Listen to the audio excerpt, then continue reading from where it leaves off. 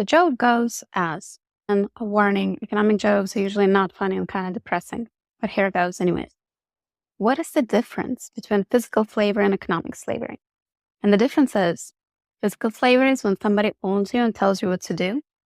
And at the end of the day, they have to provide you with food and shelter. Economic slavery is when somebody owns you and tells you what to do.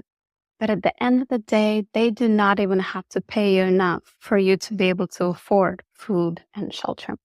And Adam Smith was actually right.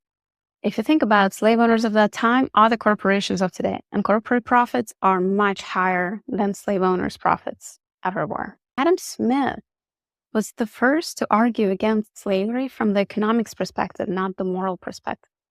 So he actually said that slave owners will make more money if they don't have slaves, but free the slaves and hire them back as workers.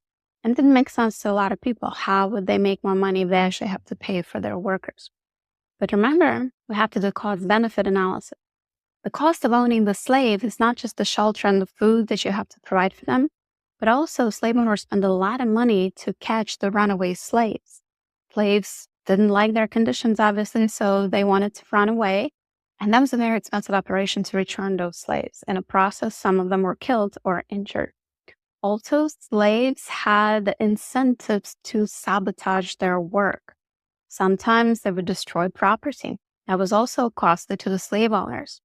That's all the cost of owning the slaves. Now, if we move more to the corporate world where we have jobs, what is happening there is you still have a corporation that tells you what to do.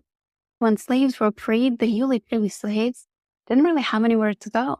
So a lot of them stayed with their slave masters, but instead of being slaves, they transferred into jobs. They were told how many hours per day they were going to work, a certain amount of hours, or they paid per basket of cotton.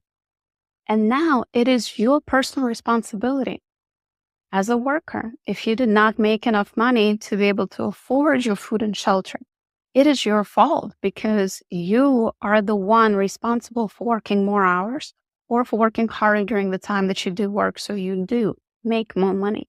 Slaves had no incentives to run away because where are they going to go? If they go to another similar job. They also didn't have any incentive to sabotage their work or to destroy property because that would just be taken out of their pay. So therefore, the cost of having a worker was significantly reduced compared to the cost of owning a slave. And yes, today's corporations make a lot more money than slave owners ever